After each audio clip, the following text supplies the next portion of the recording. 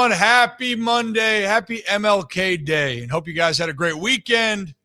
And it was a pretty chaotic sports weekend, to be completely honest here. And if you are, what do I do? You got something going? Yeah. Get that. Oh, yes. Smack it around. There we go. Hey, let's do it again. How you guys doing? Hope you are having a great holiday Monday, MLK Day. It's January 19th, episode 120 of the Ryan Ripken Show here. And look, we got a lot to talk about. A lot. The divisional round in the NFL was chaotic, sloppy, whatever you want to describe it. There was just a lot of action. But then probably the biggest action took place a few hours ago where the Bills made a change. Sean McDermott was fired. We'll get into all of that. And then John Harbaugh was officially announced as the head coach of the New York Giants. Well, one of the leading reporters on this entire situation got to talk to John Harbaugh on the phone. Ian O'Connor of The Athletic is going to join us at 3:15 to talk about everything that happened and how there was a little chance that John might have not been the head coach of the football Giants. And then, we're going to move on to a little bit more towards the Ravens specifically.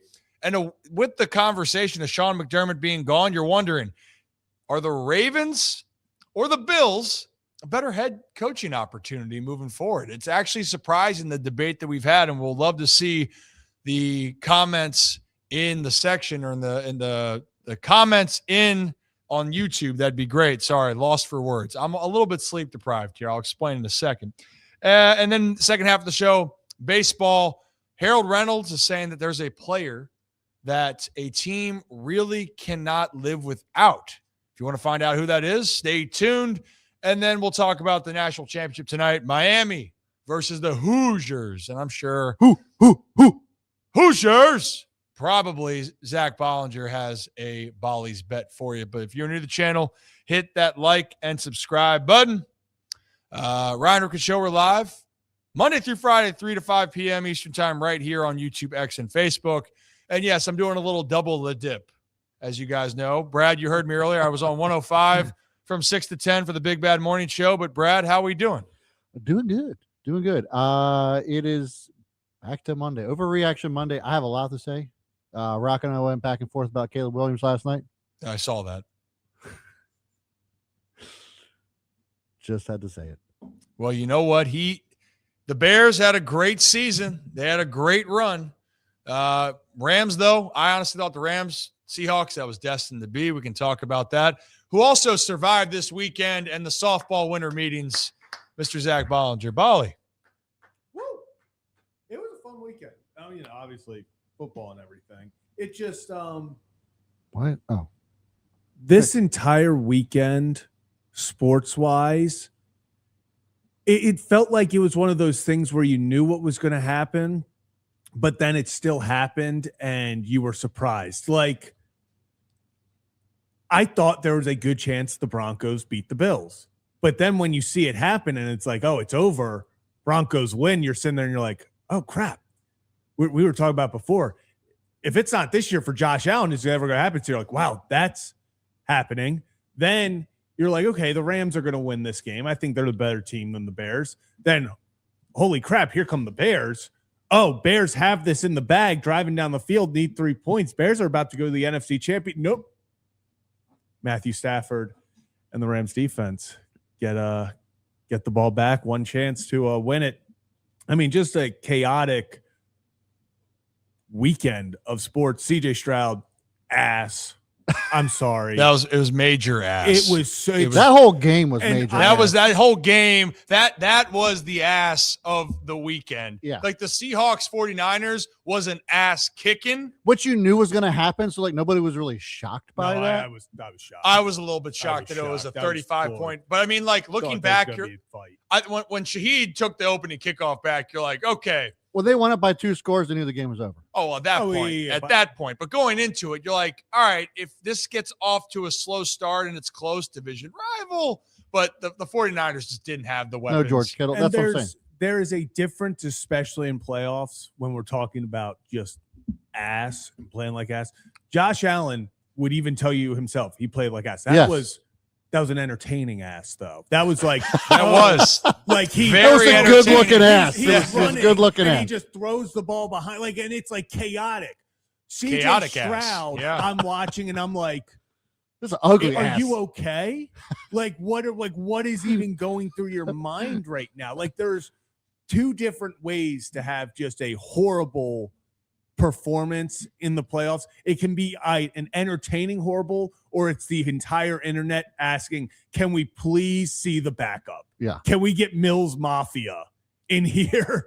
Oh, with yeah. Davis Mills over CJ Stroud in the second half. Bro, I was that actually bad. surprised that he didn't get pulled into the game. I don't know if it was like they just figured, hey, we'll just run with the guy that got us here, Sands from 3 games. But like at that point, I would be like, you know what, it's playoffs. It's like, let's just do or die. Let's do something different. Well, here's the thing in that game, the Texans-Pats game, if you watched any of it, the Texans were leading 10-7 and had the ball. Yeah.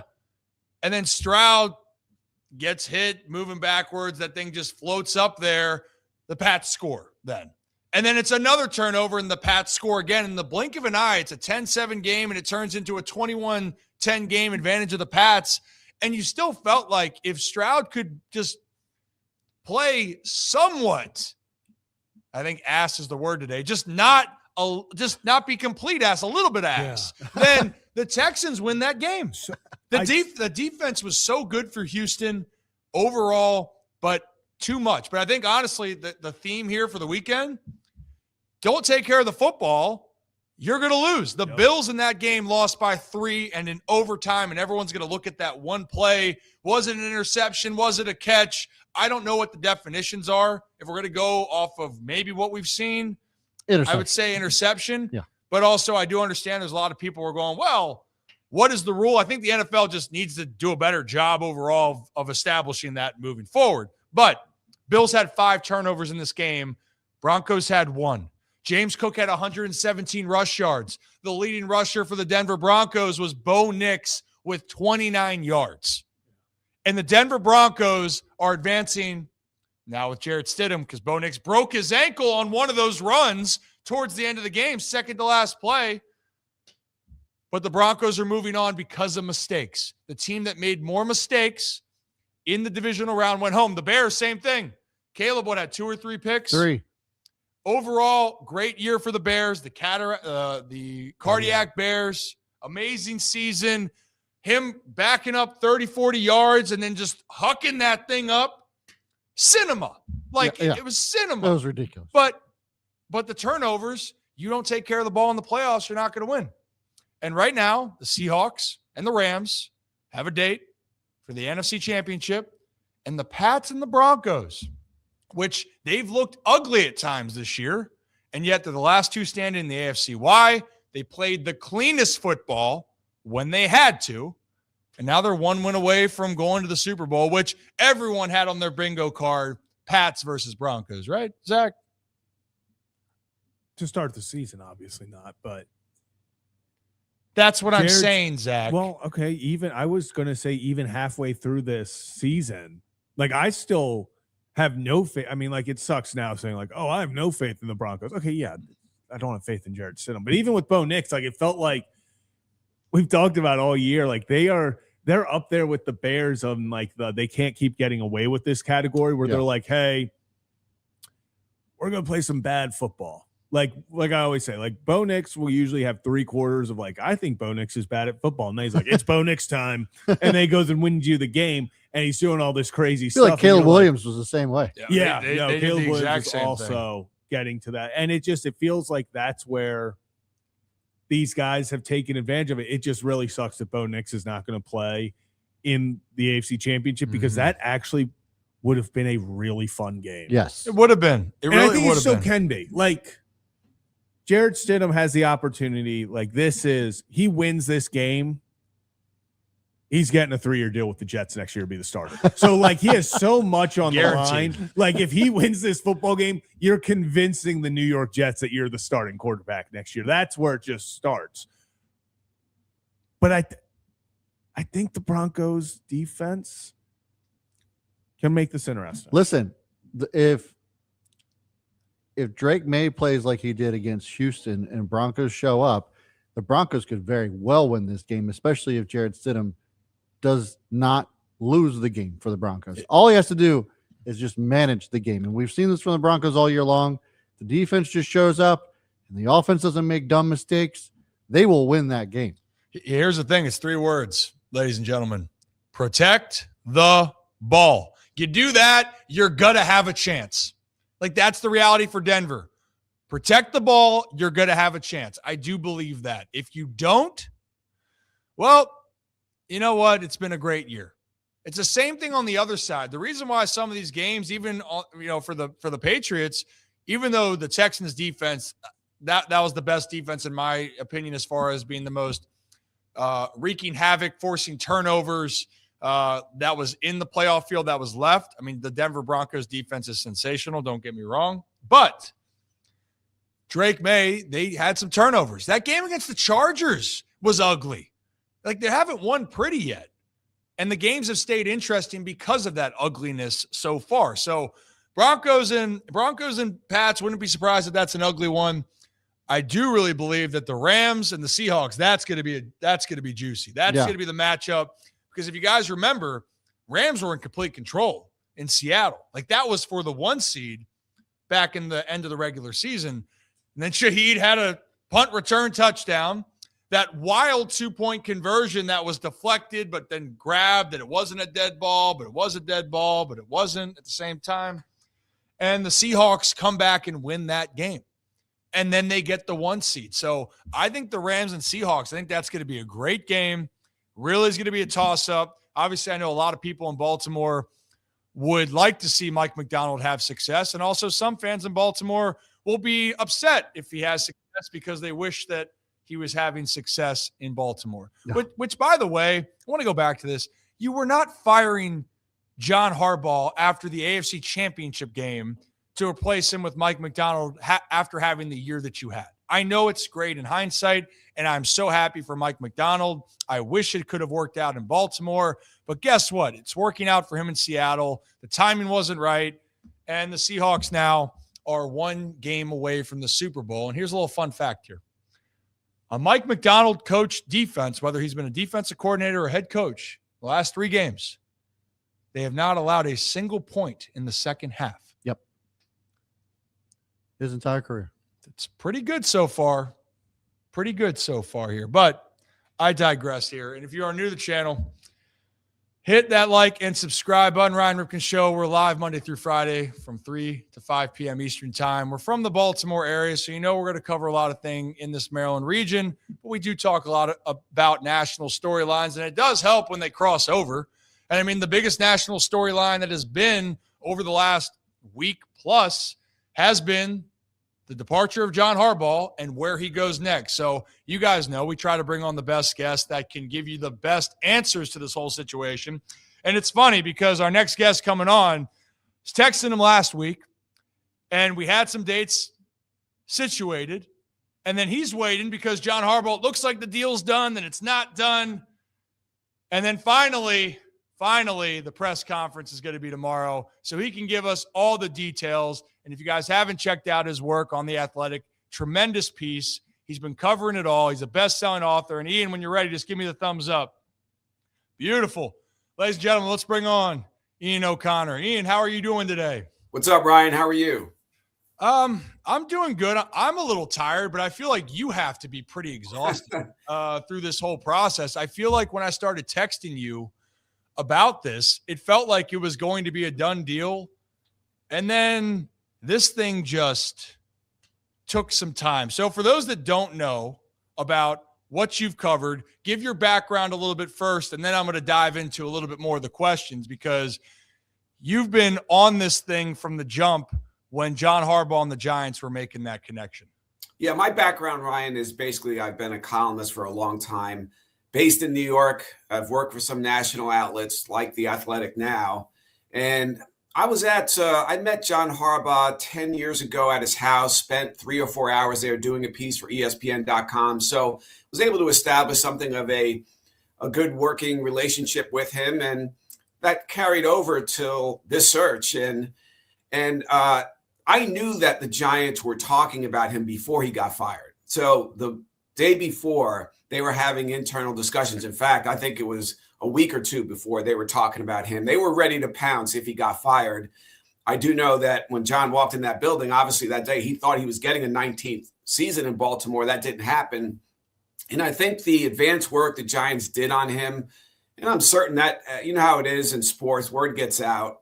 And it wasn't like Harbaugh was surprised that the Giants were interested. In fact, he was looking at teams in case he got fired, and the Giants were on his informal list on the top early on, very early, before he got fired even. So this was a marriage that should have happened, and it did, because the Giants have been bad for 14 years, basically, really bad. And John Harbaugh has been the opposite of that for 18 years. So they needed a coach with some credibility, somebody who had won a Super Bowl. The Giants have never hired a Super Bowl winning coach. So this is a really good fit. It feels like it, in some ways, and you talked to John recently, and that's all in your article. And actually, we're going to pull up a couple points of Zach with that tweet when you have it ready. I'll give you the thumbs up for it. But, almost I feel like this was a relief for John. Of course you want to come back, but you sit there and you got to process, okay, it's done in Baltimore. It was a great run. And the human element, as we know in sports, they're not robots. It is a frustrating ending, but the Giants were aggressive from the jump. And it seems like almost in this case, this is a move for the Giants and a move for John Harbaugh, where there's an excitement level. In the fan base in Baltimore, it felt like people were really split 50-50 or even more of saying we need change. And meanwhile, with the Giants, and in your reporting, the Giants made it clear, John, you're our guy. We're going to come to you.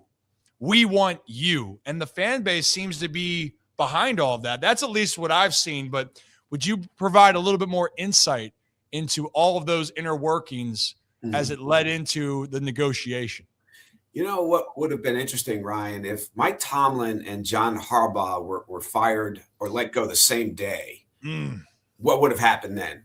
And I don't know. I think the Giants might have had Tomlin at 1 and Harbaugh at 1A, but that would have been an interesting derby if that unfolded that way. But it didn't happen, and Harbaugh was let go, and Tomlin was in the playoffs briefly. But that gave John that window to get established with the Giants. They loved him right away as soon as they met with him. They knew they wanted him. It was just a matter of holding off the Titans and the Falcons and maybe the Dolphins a little bit. The Cleveland Browns were in there for a little bit. And the Giants felt pretty good as soon as they met with John that they would win this race. And they had to. They had no alternative plan here that really was going to satisfy a fan base that has really seen a lot of lousy football since the last Super Bowl championship in the 2011 season. And they've hired 4 straight coaches, Ryan, who have failed in an epic way. 3 of them were first-time head coaches. The 4th, Pat Shurmur, was 9-23 in Cleveland, and guess what? He went 9-23 in New York. So they needed a head coach with a winning record who had done some winning in the postseason. John, of course, has 13 postseason victories. He's got the Super Bowl. Granted, in recent years, there have been some disappointments in the playoffs. I can assure you right now, New York Giants fans would sign up for that in a heartbeat. If their biggest problem was disappointing playoff finishes, they absolutely would sign up for that. And so I think John at age 63 needed a new adventure. It was stale there on both sides. I think there was mutual fatigue in that relationship with Lamar Jackson. And it was time for him to go coach another quarterback in Jackson Dart or Cam Ward if he decided to go to Tennessee. And I think the Ravens, I think the fan base, they were ready for a change too. Very similar to the situation in Pittsburgh, where most of the fan base, believe it or not, wanted Tomlin out. And it was time for him to go too. And it's amazing that those 2 guys go out basically at the same time, given the rivalry and the fact that they were in that division forever together. So Harbaugh, I've never seen, I would say in New York, the hiring of a coach met with such approval from a fan base since Pat Riley in the early 90s, hired by the New York Knicks, of course, after he won 4 championships with the Showtime Lakers. Maybe Bill Parcells with the Jets in 97.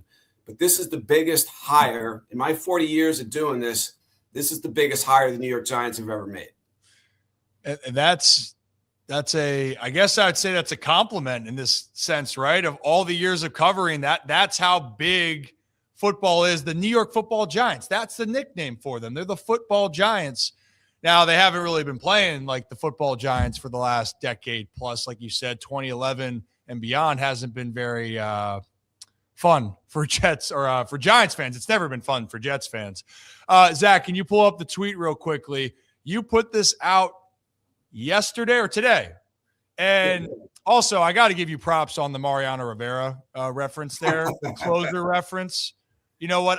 As you know, I come from a baseball family, so I always appreciate the closer analogy. But with all of this that's happened, because as you said, and even in the article, things were hectic. It wasn't smooth. It was, hey, breaking news, it's expected, this is done. And that's when you and I were talking maybe Thursday or Friday.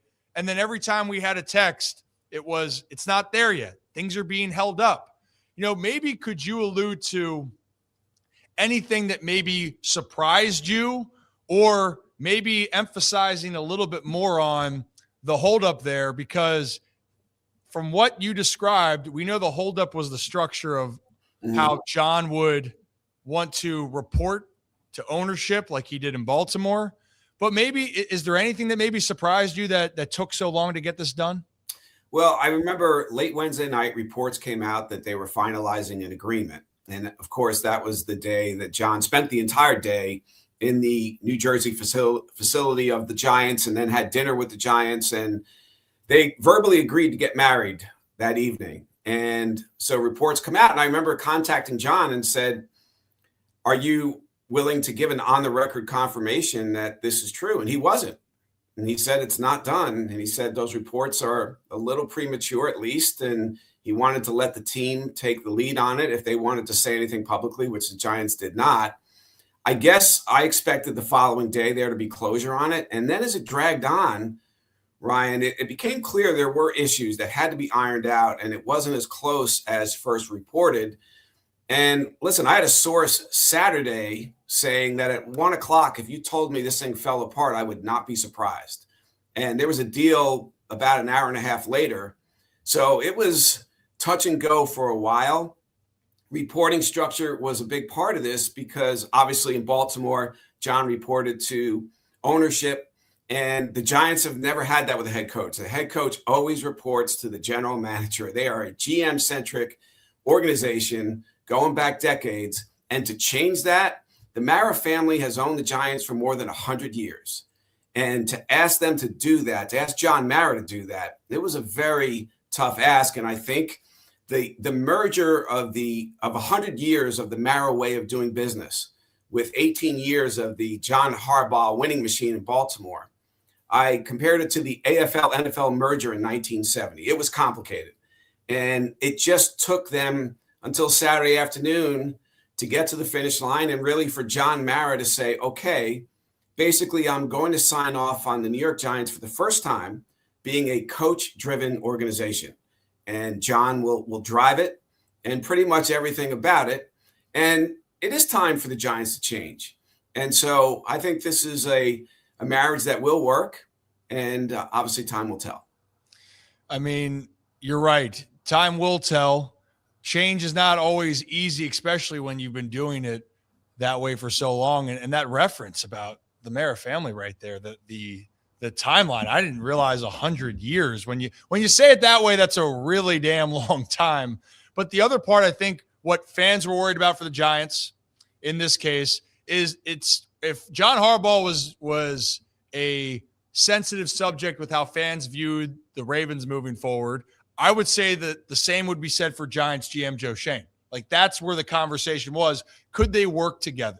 You know, the rumors were, because apparently John had all these demands, and that it was he would choose his GM. He wanted to have this amount for the money for his staff, right? All these rumors that are out there. Clearly, they're going to work together. Is there anything maybe you could debunk of all that in this circumstance? But I know for Giants fans and probably all football fans, that's something that people were the most curious about with the relationship. Yeah, he was not going to enter the organization with a GM who's been 13-38 over the last 3 years and not have any personnel power. That was not ever going to happen. That was understood even by Joe Schoen. So the question is, how much power? Does he need absolute control over the roster? over the draft. And those were the issues that needed to be ironed out. And I think that for the first time again, to have a head coach report directly to ownership and John Mara, that it took a while for the Giants to get there. I think Joe Shane realized early in the process he was the lead recruiter, and he was on top of John's agent, Brian Harlan, who did a great job in this process. He called, I think as soon as John was fired, Joe Shane must have called 3 times in the first 90 minutes. So they were all in on this, and Shane was leading that. And then when you got to the final couple of days, when it came to crunch time, Ryan, Shane took himself out of it because the issues really were about him and Harbaugh and how they were going to divvy up the personnel power. And so he took himself out of it. He recused himself. And the decision was in the laps of John Mara and his partner, Steve Tisch, 2 owners of the Giants, majority owners. And they decided to give John Harbaugh what he wanted. And it wasn't just reporting directly to Mara. It was also to be able to impact the entire organization, all the different departments and areas, everything, security, media relations, training, analytics, really you name it, which is what I said in my column today, that John was going to be able to put or have an impact in all those areas. And he deserved it. He earned it the hard way. 180 wins in Baltimore, Super Bowl championship, 8 playoff wins on the road, which is a league record. And the Giants have had nothing like that going on inside their football operations for the last 14 years. So Harbaugh was not going to report to a GM who was 13-38 the last 3 years. And the Giants understood that. Well, it just makes me curious. What if the Giants get off to a slow start next year? And, John will be back then, but does that mean Joe Shane will be back? That's the whole conversation in there. But, it makes sense. The power personnel. Now I'm just curious, and I'm afraid here as a Baltimore Ravens fan, is like my worst fear in this case is Pat Ricard's going to leave Baltimore because John loves his fullbacks, and it's going to be Cam Scatteraboo and Jackson Dart and Tyrone Tracy, and they're going to love Pat up there. You know what, Pat? He's not leaving. I'm not going to let him leave. Pancake Pat's got to stay in Baltimore. But one thing, Ian, that was coming to my mind then. And we just were talking about this. Sean McDermott gets fired today. I mean, so now we're going to have this debate later on about Bills or Ravens. I know you said, John, the Titans, it sounds like to you was more appealing because of what could have been offered. Young quarterback, a lot of cap space, new stadium, the whole, given the keys. But I was kind of thinking, is the Bills a better job at this point? Would John have gone to Buffalo? In your mind here, would this have changed anything with the Giants' mind if McDermott was available? Or you always were saying Tomlin 1, Harbaugh 2. But if I'm John, Josh Allen's pretty good. Yeah. I mean, they're right on the cusp there. This is probably one of the wildest head coaching carousels I've seen in years. I don't know if you have anything that can relate to it. I don't know if and it's funny because early on it looked like a very uninspiring cycle of candidates going through here. I thought the Giants, I wrote a column before the end of the season saying the Giants coaching search needs a lot of help from the AFC North, and they got it. Now, Tomlin was late, and again, I thought he'd be 1. I would say John's really more of a 1A as opposed to a 2 to Tomlin. And then Stefanski got fired, of course, too, and he was another pretty good option. So, and then now we have all these other basically firings and McDermott being available, and it's actually a great pool of candidates right now. I think that Harbaugh would have taken Buffalo if offered instead of the Giants. I do know that he was talking about the Giants as soon as he got fired. I communicated with him by phone 2 days after Bisciotti let him go, and he was talking an awful lot about the New York Football Giants. And his father wanted him to coach the Giants, and a lot of people around him were saying, hey, could you win in Tennessee with Cam Ward and all that cap space? Could you win in Atlanta with Matt Ryan? Quarterback's iffy, but you've got Robinson, who's an unbelievable player, and an easy division, not easy, but a relatively easy division to win.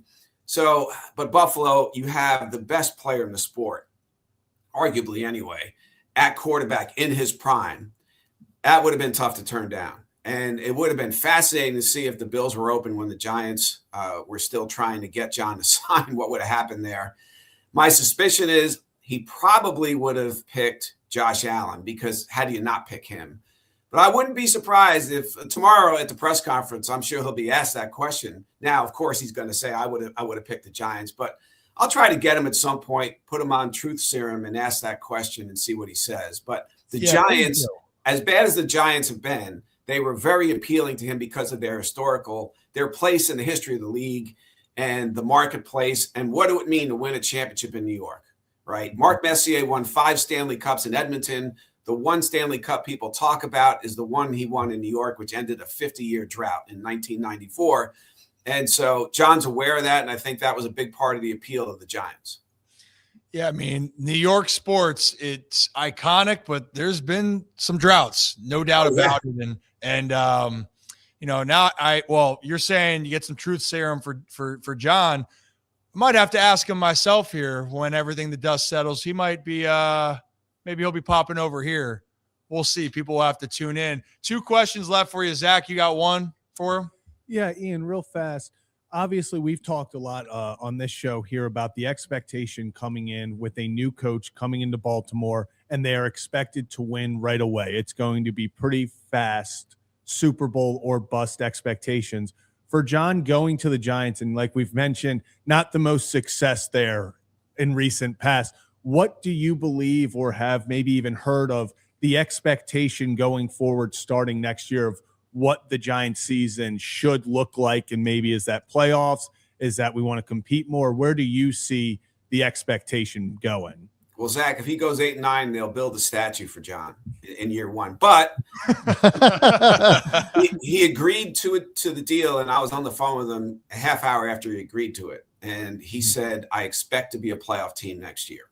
Now, the NFC East, I know he's not afraid of the competition in the NFC East, even though the Eagles are the likely division champ next year. But I think what he's looking at is going 10-7 and getting a wild card and trying to make a run. But he said, and I wrote this, of course, I expect to make the playoffs next year. There haven't been too many football coaches in New York. The Jets have been losing. The Giants have been losing, who've said anything like that. So I think for Giants fans, they needed somebody with credibility to finally say something like that on the record. And he did. He delivered.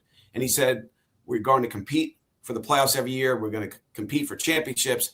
And that's what his program is going to be about. And Giants fans were so happy to finally hear somebody say something like that and put it on the record. So we'll see how his presser goes tomorrow. I think he's good in that situation. So it'll be a home run. And yeah, but he's got very small shoes to fill. The last 4 coaches before him failed. Coughlin before that won 2 Super Bowls, but there's been a lot of distance between the two. I was glad to hear Coughlin called him and really encouraged him to take the Giants job. And that meant something to John to hear that from him, somebody he admired.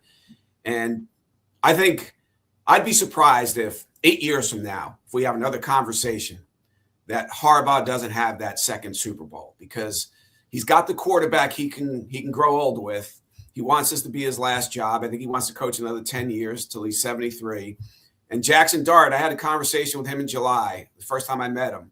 And I said, if you could, because he went to Ole Miss, of course, Eli Manning did as well. So Eli's sort of a role model. I said, if you could sign up right now for Eli's career, including the 2 rings, or play it out, what would you do? He said, I'm playing it out. I love Eli, but I'm always going to bet on myself. And Harbaugh knows that story, and he loved that answer. And so this is his kind of quarterback, and I think they'll do some great things together.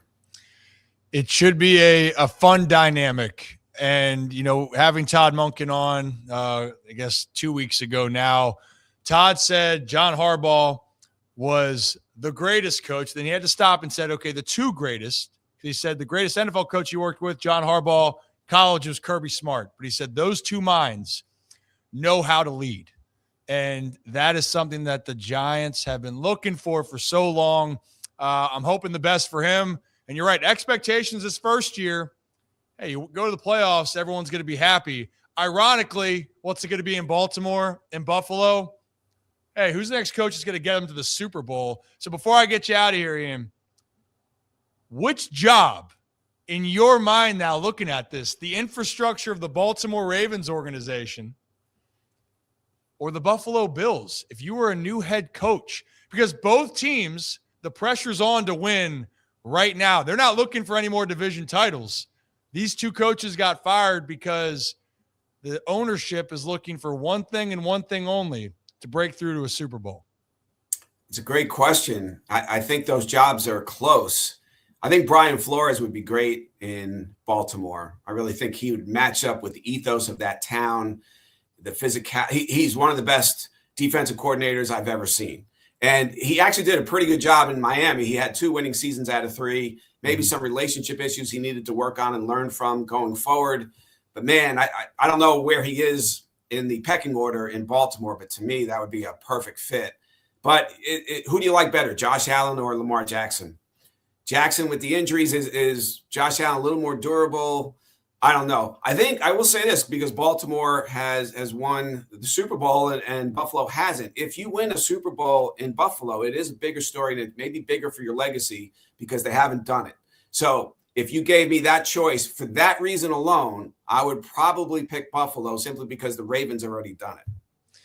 Yeah, well, whoever it is, best of luck, because the pressure's going to be on. But I'm excited to see how it all unfolds here, Ian, and I'm excited to see the Harbaugh era with the Giants. I'm excited to see who the hell the Ravens are going to pick. I mean, they've interviewed, I think, half the coaches around the NFL. From what I've heard, it's up to 16 coaches now and might be counting. Maybe Sean McDermott can add his name to the list. But, Ian, for those that are looking for more of your work, where can they follow and find everything that you're doing? Just at Ian_O'Connor on Twitter, or X, no apostrophe necessary. My books can be found on Amazon.com. Yeah, I mean, best-selling author again, by the way. I mean, can you help me write a book one day? Is that possible? Yeah, I think this is probably not a nice thing to say. I was going to say a book about your dad might sell a little better. Not much. Oh, you just wait for the stories, Ian. Yeah. You have no idea. Do you have time for a 30-second story? I mean, of course, please. Well, because if you had a nickel for every time somebody said I have a story about your father, you'd be worth what Bill Gates is worth, right? So, yeah, I probably have $1 billion. Yeah, I probably wouldn't be doing the show right now. This isn't even that great a story, but I remember 97 opening day, his first opening day at third base. Jimmy Key starting. So I was working for a newspaper in New York Daily News, and I drove down in the morning for a 1 o'clock start. I got there at like 10 a.m. So I left at 6:30 in the morning, covered the game. He hit a home run, I believe, in the 4th inning that day against Kansas City. Wrote about it afterward, his first full-time game at third base, and then drove back. And I didn't stay in a hotel, and I was in my early 30s, and I thought I could do it. And that's the only time in my life, for 2 seconds, I actually fell asleep on the road driving, and it was a scary thing. And I mean, that happened. And it's funny because when I think of your dad, I think of that day. It was the dumbest thing I've ever tried to do.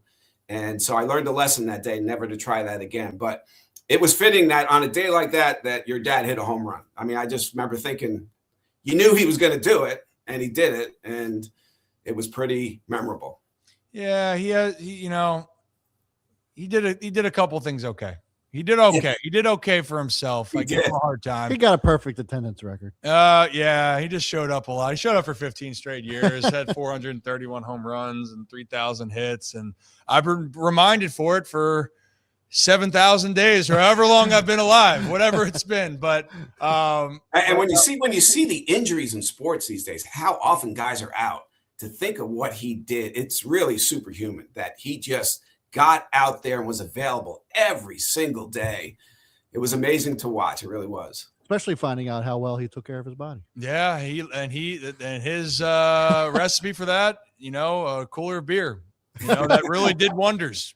And I swear that, what, honestly, if we're looking at sponsors and partners were big back in the day, Budweiser might have been a huge sponsor and partner way back in the day, because I'll tell you what, the Ripkens definitely knew how to consume them. So I'm a big tequila guy, and that's how I deal with my problems. But I appreciate you. I look forward to catching up with you in the future. And if I ever make my way up to New York, I'll definitely give you a ring. And you have a great rest of your week, and enjoy the press conference tomorrow. Hey, thanks. Thanks for having me on, Ryan, and best of luck. Thank you. Ian O'Connor, everybody. That's some great info. Yeah. So, and look, if you guys haven't seen it, it's on The Athletic. It's on his X page. It's at the top of the X page. I really thought it was interesting, things that we had heard. And this is why we like to have these guests on. So if you're new to the channel, hit that like and subscribe button. We try to give you the best information. And some of those things I thought was very insightful was how making sure that John, if he was going to take this, he wanted to change it. And it was going to force an ownership that had a lot of pride, but also had a great standing throughout the league. The Mara family has a great reputation. But to make some changes, John wanted a little bit more security, because the rumor was that John wanted to pick his GM. That was one of the quote unquote demands. And yet here he is. GM stays the same, but John has a little bit more power. And I think that gives Giants fans a little bit more comfortability. But you got to think, if they don't play well this year, they might change it up. They won't change John Harbaugh up, but they might change the GM up. So if you are new to the channel, hit that like and subscribe button. Ryan Ripken Show. Do this live Monday through Friday right here on YouTube, Facebook, X, and then we are on Apple, Spotify, wherever you get your podcast after. All we ask is you hit that like button, you hit that subscribe button, and you tell a friend to tell a friend that the Ryan Ripken Show has some pretty good kids. And we like to have a good time here. What do you got? I was just looking up some history as far as the Giants are concerned, and the Morrow family. Yes, the Giants were established in 1926. Phew. And they rivaled, or they challenged the American Football League champions back then. It was the Philadelphia what's, Ryan? Have any idea? Because it wasn't the Eagles. Then, is it like a hockey team name back then? I was gonna be like the Philadelphia Bruins. It's the Philadelphia Quakers. I never even heard of them. Oh, of course. That was my next guess. Philadelphia Quakers in 1926. Oh, the Quakers. Go Quakers, man. Yeah. Good for them. That's a long time ago. That was a very long time ago. I didn't even know football was like that popular that long ago. But it makes sense because the Bears have been around that long time. I think 1903 or something. The Bears have been doing this for a long time. Yeah. You know what? They have been around for a while. Hey, who hasn't been around for a while has been the Baltimore Ravens. It's only been 30 years. It's crazy to think, actually, that's 30 years I know that the Baltimore Ravens have They're been. still baby franchise. Still baby when you're looking at the grand scheme of things. Yeah. But, the interesting part with that conversation, and it revolves around the whole which job is better. Buffalo Bills opening, Baltimore Ravens opening. I thought Ian made a good point. It's, who do you think in his mind is the better quarterback, or what do you value on a legacy standpoint, right? You win in Buffalo, you're a legend. They've never won. It would be the most iconic thing for that city. And those people are dying for it. I made a lot of friends up there, which, fellas, when the schedule comes out, I'm praying it's after baseball season, because we're doing a road trip to Buffalo.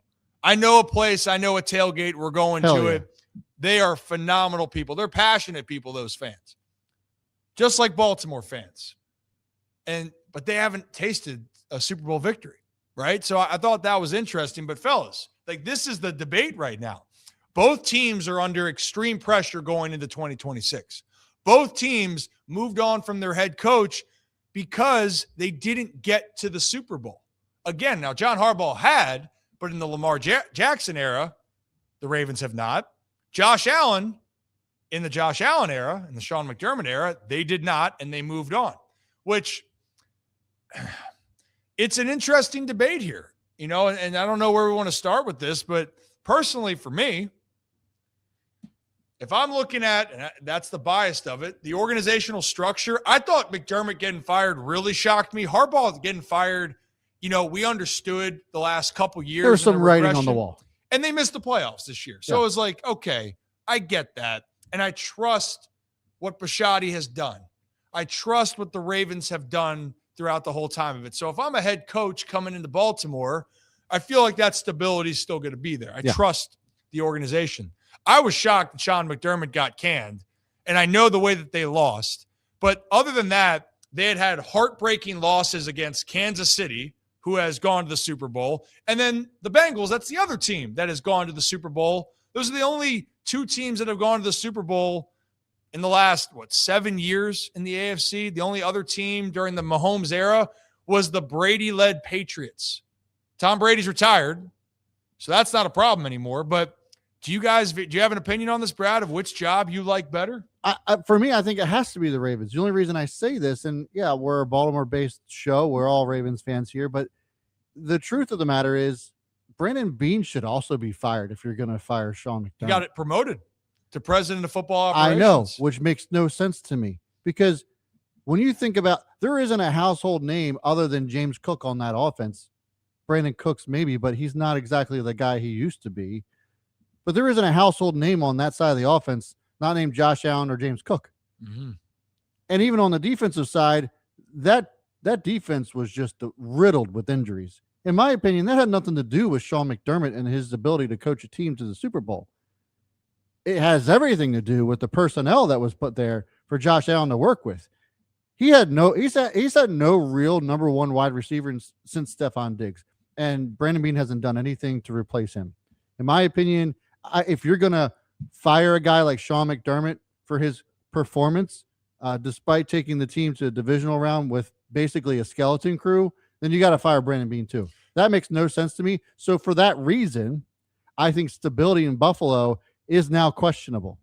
And so, and in Baltimore, it's not. And you have the talent that's more than just Lamar Jackson and crew. You have Lamar Jackson, Derrick Henry, Isaiah Likely, maybe. Mark Andrews. That's just on the offensive side of the ball. I think, in my opinion, it's still the Ravens because of those reasons. I'm with you on that. And Zach, before I flip to you, just to give you the final, the record for Sean McDermott before getting fired here in Buffalo. He's going to finish with a 98-50 regular season record as the Bills head coach. That's a .662 win percentage. They've won 11 or more games every single year since 2020. And in that span, 3 of those years, they won 13 games. They have been to 2 AFC championship games, which they both lost to the Chiefs. And the other game was a divisional game where the Chiefs tied the game with 9 seconds to go in that wild finish where Josh Allen had a great moment that the Bills couldn't close on. The Chiefs move on. And then, Sean McDermott, he's got 16 playoff games. They're 8-8. So, I mean, look, if you don't win the Super Bowl, it's going to add up when you lose games. But I wanted to throw that out there. Zach, where do you stand? You agree with Brad and me, or do you want to go to the Bills side? No, like I said, I'll have a 2-part answer because I agree a lot with what Brad said. I'm not shocked at all that Sean McDermott. I'm not surprised that Sean McDermott got canned. It felt like, honestly, it could have come at any number of times recently. It felt like kind of the writing was on the wall, building up to what it was with Harbaugh in Baltimore. Didn't shock me at all that they canned him. Honestly, when I saw it, I was like, oh, wow. It was more of a they actually did it than it was, this is out of left field. But like Brad said, I was with you until the Brandon Beane thing. Like, clear house. Hey, we're restarting. Hey, let's get some fresh life in there.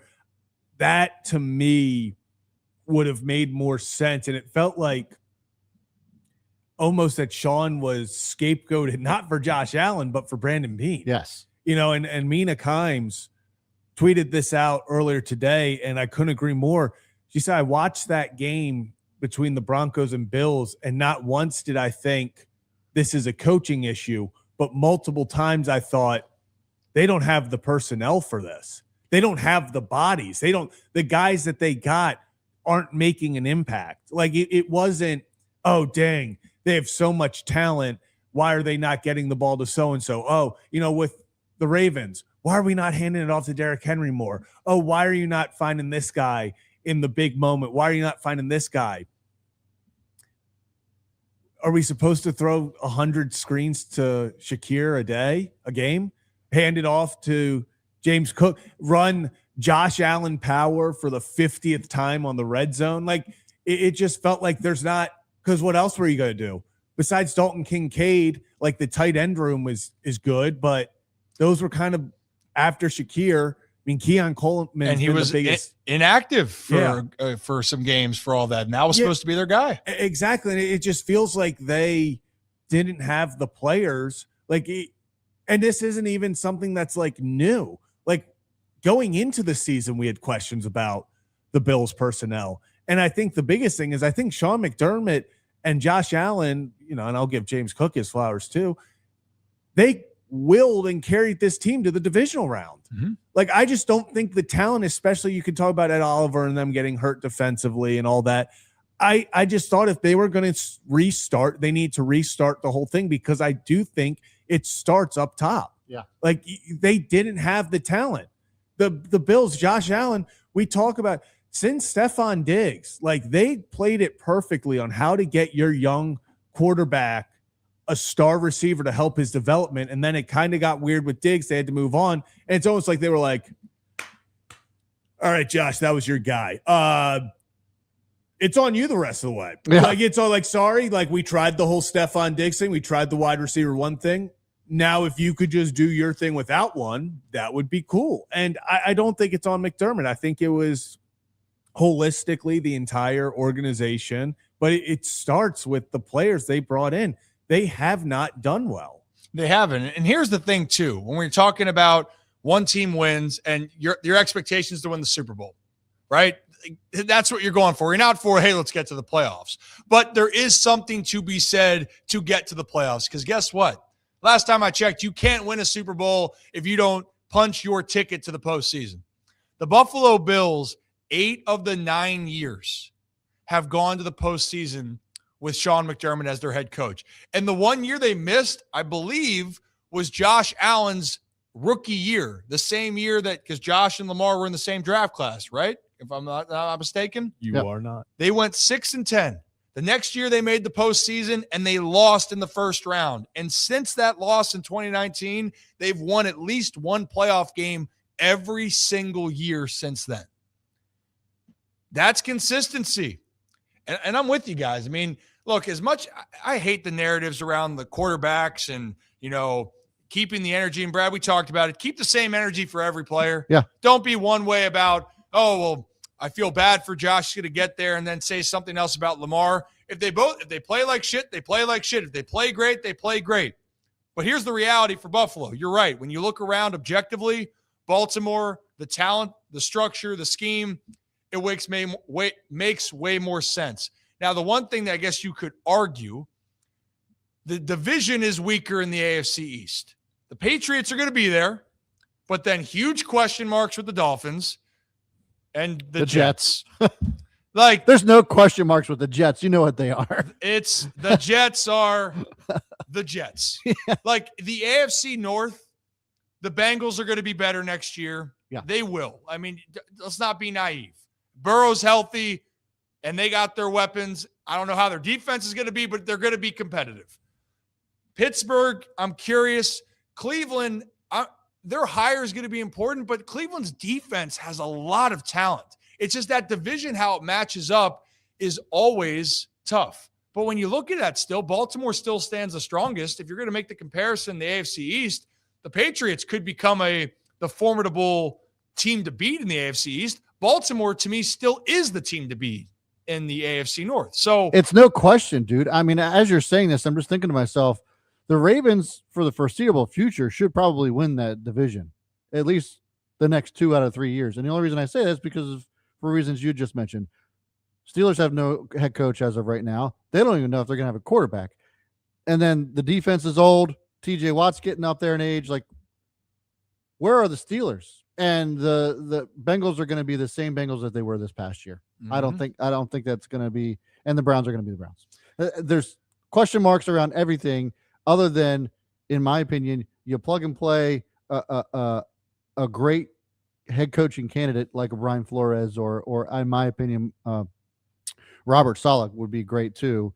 A Robert Saleh, Mike McDaniel combo. I don't know how likely it is, but that would be incredible to see in Baltimore. If that happens, then you can forget about it for the rest of the division. I mean, it's just setting up that way. And I think the whole part of this, Yeah, the Bills, they had a lot of issues. They blew a huge opportunity because I think it's fair to say, especially how the Bills have already beaten the Patriots in a game this year at Foxborough, came back. They lost a tight one in Buffalo. It was going to be a coin flip for them, but they had a legit shot to get to the Super Bowl. And for the reasons why they didn't get it done. But you're going to move on from that. You make that decision. Well, you better feel really good about what you're building moving forward. In Baltimore, at least, it never was a matter of what the talent was. Is could you get back to being the Ravens, playing like a Raven? And could you get over a hump that the Ravens haven't been back to, and that's a Super Bowl? And that's been 13 years now. 2012, 2013 season since Baltimore has gone back to the Super Bowl. And with the teams that the Ravens have had and the team that the Ravens still possess, that to me looks like a great opportunity. Comes with a lot of expectations. And I know we're biased with that, but I'm going to take the organization that's won 2 Super Bowls, has that structure, has the mob boss Bisciotti up there to make the right choice, and we'll see how it all goes. But if you are new to the channel, hit that like and subscribe button, Ryan Ripken Show. We're live Monday through Friday right here at 3 p.m. on YouTube, X, and Facebook. If you're new to the channel, please hit that like button. If you want to be a part of the channel membership on YouTube, click that join button. We would really appreciate that. It helps us enhance this experience for you. And make sure you are following and subscribing on the Apple and Spotify. Leave us a review. It helps us out tremendously. People helping people is one of the many mottos here on the show. And before we continue on with this stream, Zach, we must go take an auto stream, perhaps. I don't know if we go with we have to take an auto stream. I think it's we move to auto stream. The way you put shit together lately has been something. Yeah, we're just.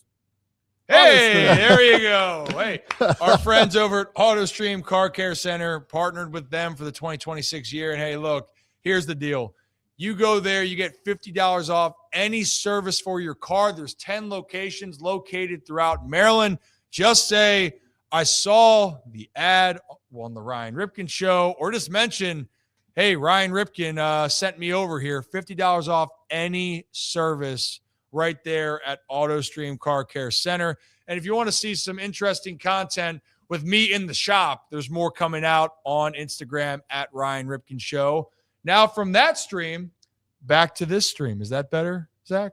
Does that make you happy? Much better. Way much better exit than entrance. Yes. That was a strong stream right there. It was a strong stream. It was a strong stream. Oh, goodness gracious. We got some good kids in the building here. Got Brad behind, Zach. Nate is just chilling again. Nate, we're going to see if Nate will get another chance. It's hard to see Nate. He disappears. Yeah. Just throw your hand up. There he is. There He's he a is. good kid. Yeah, he's a good kid. He's a good kid. Well, we do have a lot of baseball to talk about. And I think for football, I think the job decision between the Ravens and the Bills, that was juicy. We had Ian O'Connor on. That was juicy stuff right there. I'll be honest, to give you an idea of who the Ravens should hire as their next head coach, there's 16 candidates, and Sean McDermott might get added to that. So why don't we see who they're going to make the finalist? We'll get more into that, and that could be tomorrow. But we do owe you guys some baseball content, so why don't we take our trip around Maryland, brought to you by our friends over at Next Move Charm City. Always over and under 3 seconds, but here at the Ryan Ripken Show, we always take the under. Correct, Zach? Yeah. Boom. I'm getting it. Nope. We got it. I was editing something. Boom. And we didn't think we were going back-to-back promos. Yeah. Hey, you know what? You know what Drake did? He went back to back. You know that song? Yes. Oh, man. We're Oh, on man. Not again. Around Maryland. Brought to you by our friends over at Next Move Charm City and the Bellinger team at Lone Depot. And if you are looking to make your next move, whether it's suburb, city, or shore, make the right move with Next Move Charm City. Appreciate Shannon, Brett, and Rich of the Bellinger team over at Lone Depot. And guys, Maryland, by the way, if we're gonna go to baseball here in a second, but the Terps got their first win in the Big Ten last night with Buzz Williams. No applause. It was okay. It It was a good one. It was a good one. It got scary for a second. Up 30 at half, and then suddenly it's down to I think 8 at one point in the second with like 10 minutes left.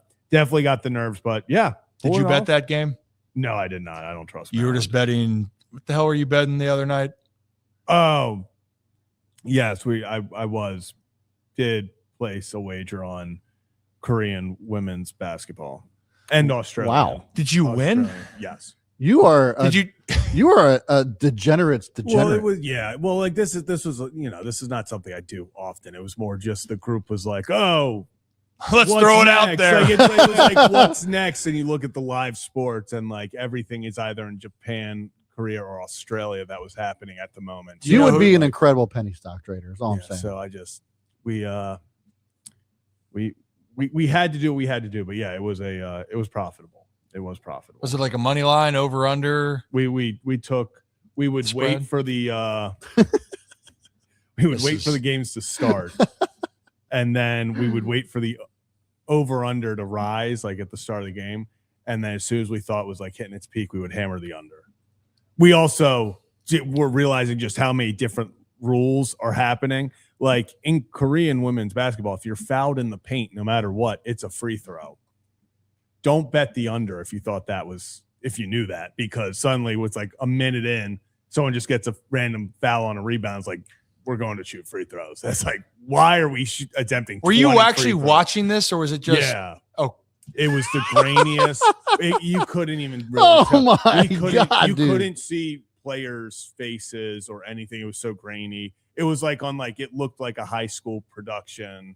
Wow. Yeah, but I'm learning a lot here. Australia's though, production incredible. Oh. They were in some sort of dome, like convention center, like almost like what I assume the inside of the Sphere looks like in Vegas. It was super cool. Well, you know what? When I'm up late and I'm thinking about gambling on women's basketball in Korea and Australia, I'm going to think about what has the better viewing experience. You need to. So I can hammer. So I can hammer the under. Speaking of the Sphere and around Maryland, Yeah.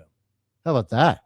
Yeah, mini Sphere. Did you see that? Rick? No. The Sphere's coming to Maryland, bro. In what? Yes. Yeah, Where? Miniature version. In PG County. Wait, a mini sphere? Yeah. Like from the Vegas sphere? Yes. Is coming here. Correct. It is. Intern Nate's giving us a thumbs. You didn't give me a thumbs up, Nate. National Harbor. No way. Yeah. I can't believe you didn't see that. When's it being built? I didn't know about this. 20 was it 2030? Something like that. 2030. Okay, so what year is it? Okay, so we got 4 years until it comes in. But that's interesting. Well, until it's like open. You The know, mini- I think they're starting, all the early stuff now, but yeah. The mini sphere. Yeah. There's a 16 by 16 resolution. What's that? 16,000, instead of like 4K, it's 16K. You know what? Do we have a sketch of this thing? Yeah, it's Not the Vegas sketch, no, but no. of like what this is. Yeah, gonna there's a look like rendering. there. Hold on. Yeah, I got you. We'll need to see the rendering here because this is very interesting. I mean, bobblehead. I can't believe I'm breaking this to you. Bobblehead Cal is in disbelief right now. I got you. You know, his head's actually kind of popping off here. Oh, it literally popped off. off. Jesus Oh my Christ, Nope. man. Sorry. Oops. Okay. All right, hold on. Here it is. Yes. It's coming up Yes. right here. I'm. There it is. There's the rendering. I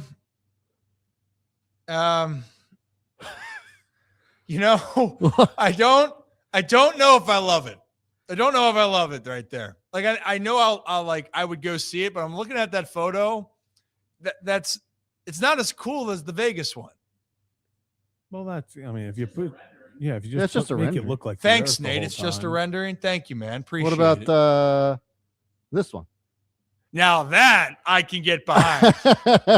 Slap some Old Bay on it and I'm in. It makes everything better. You son of a bitch, I'm in. That's what it is right there.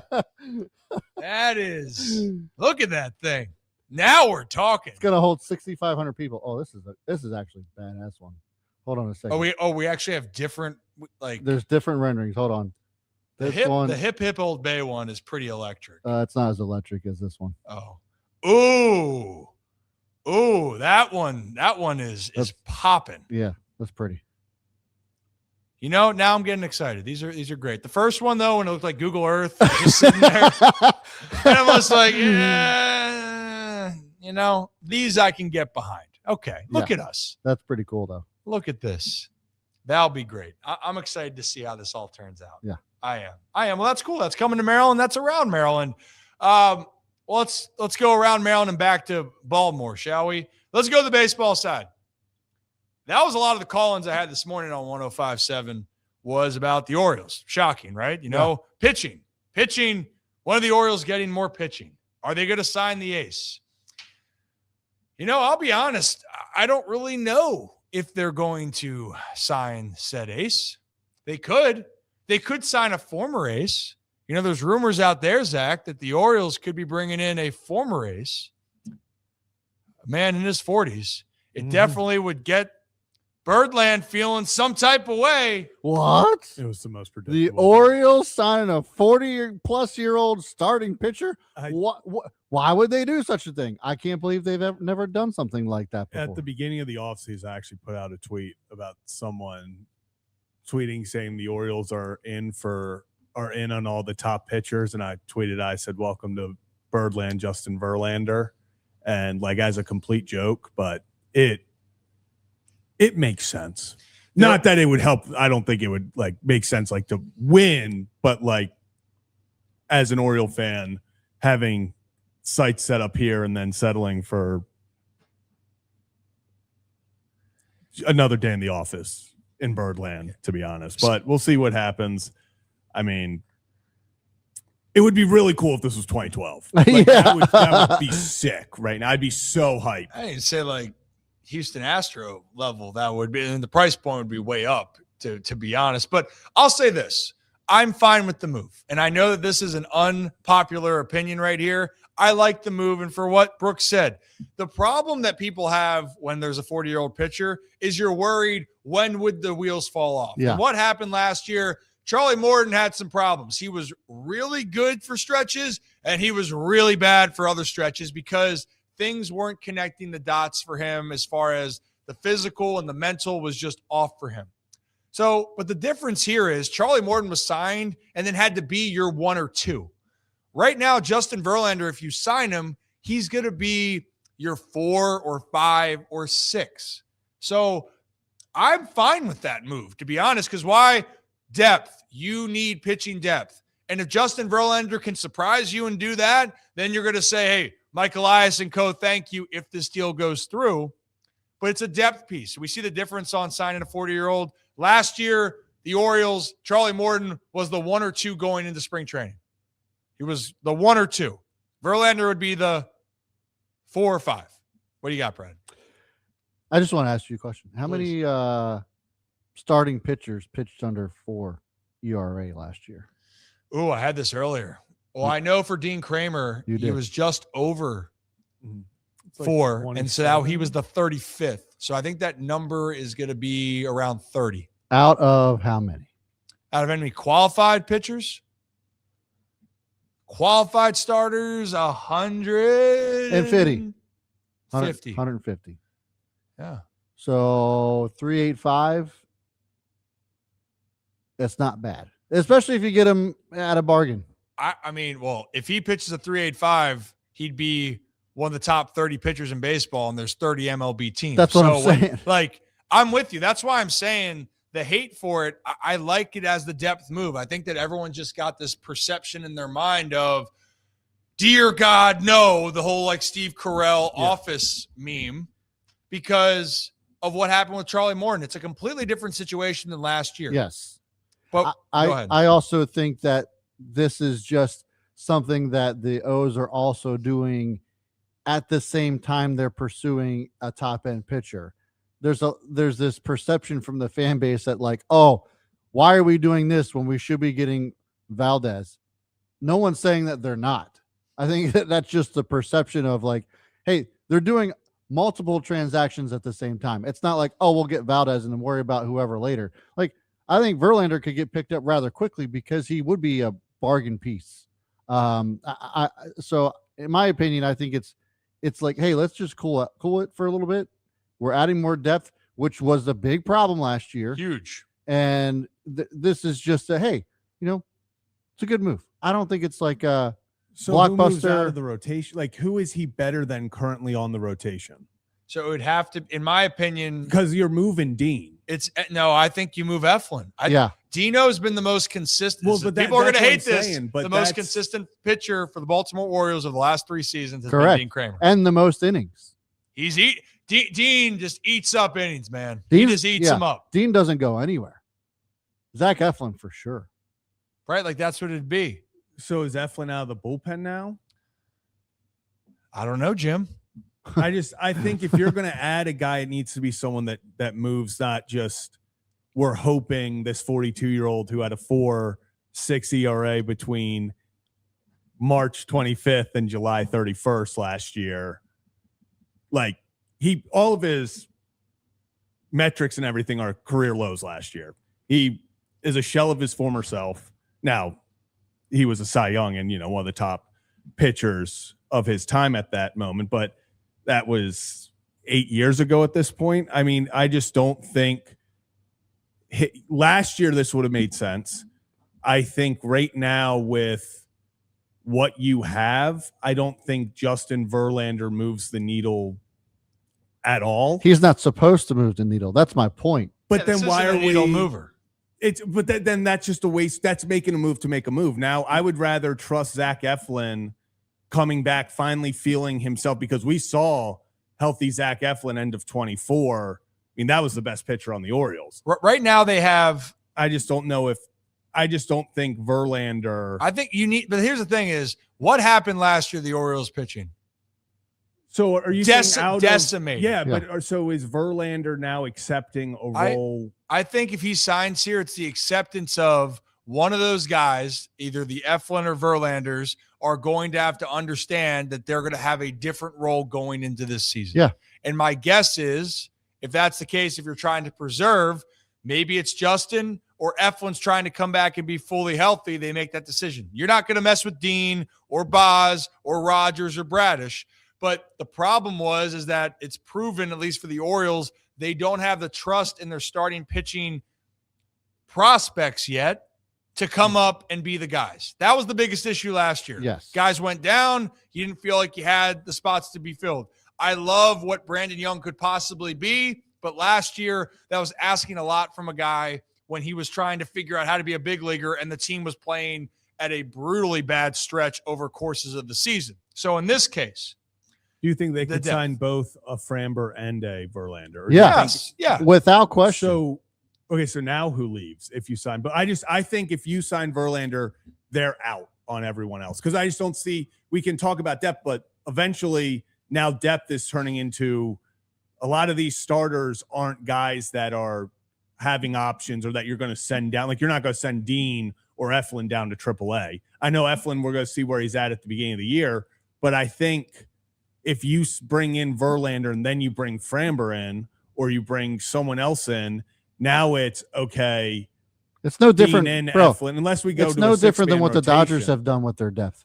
It's no different than that. But their depth is Kyle Tucker. Ours is 43. No, we're not talking. We're talking pitching. No, we're talking pitching. Last pitching. year, the reason the Dodgers went to the World Series and won was because of their pitching. How many injuries did they have? And they still went. Yeah, but I just don't see I think for vibes, for like helping young guys, but I just don't think, like you said, we are, he turns 43 in a month and 2 days, month and 1 day.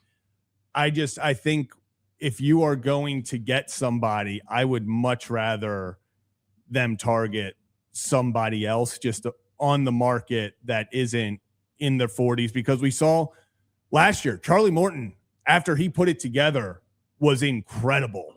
Yeah. And then he shit the bed so bad in Detroit and fell off because age caught up. Like that eventually happened to where he got DFA'd. So it's like, which is why I don't think Justin Verlander, wherever he goes, is going to be a bona fide starter. I just don't see that happen. Here's my honest assessment of this. So you're going back to the part, would the Orioles bring Verlander and Framber in? hypothetically, yes, but realistically, they probably wouldn't do both. I like that's what I'm saying. realistically, Yeah. but hypothetically, from a depth standpoint, yes, but it all depends on where is Zach Eflin's health in this situation. Yeah. If he feels great going into spring training, then that answer is kind of going to be figured out. I think for Justin, and maybe as soon as we finish this, watch him just sign. Watch that happen with the Phillies. But I think Justin is waiting on what happens here with Framber Valdez. I do, because once that's done, then it's going to be Zach Gallen. Who is going to make a move for Zach Gallen? And then Justin's going to find a ways at the end of his career. He wants to go to a team that I believe he's going to try to win one more World Series. Yeah. So he's going to try to find the best opportunity to help out. So hypothetically, if he views Baltimore as that, he could take on that role. But if he's trying to find a team where he wants to win, but also wants to have more of a rotation spot, then he's going to wait for the Framber Valdez deal to be done. So that kind of leads into this question. Do the Orioles, or I guess in this case, who is more desperate to be signed in this case that really that team can't be without? So we've heard the name Framber Valdez. Like, the Orioles that desperate that they can't win without Framber. The reason why I'm bringing this question up is because that was actually brought up about another player that is still currently a free agent and is currently weighing options that could keep him in the AL East or take him out of it. But I'll tell you what, Harold Reynolds on MLB Network talked about this said player, and I think you can read between the lines. It involves the Yankees, and he thinks that the Yankees can't retain this guy. It would be one of the biggest losses for any team this offseason. Let's play that clip. Mathis, who covers the New York Yankees for the New York Star-Ledger, had this tweet. The Yankees have made an internal decision not to engage in a bidding war for Cody Bellinger if the Mets or anyone else swoops in. Yankees believe they've made a fair proposal, 5 years, $160 million, a couple of opt-outs. They're prepared to let Bellinger walk. Oof. Harold, your reaction to that? Well, I don't like to tell people how to spend their money, but I think he's worth the money. Me too. For that club and all the things that he does and he brings, I know you don't get in a bidding war and get stupid with money, but I wouldn't shut it down. Remember last week they said they came to an impasse and there wasn't much conversation. Next day there was conversation. So I don't know what to look at or what to take, but I am telling you right now the Yankees will not be the same team without this guy. And he couldn't have had it go any better with Bregman going to Chicago and the doors that opened up that happened just in the last little bit with Bichette signing as well. So now he's got the Yankees, the Mets, the Blue Jays, all knocking on his door, and I may be leaving out one other team. But those three teams right there all could use him because he could impact that club.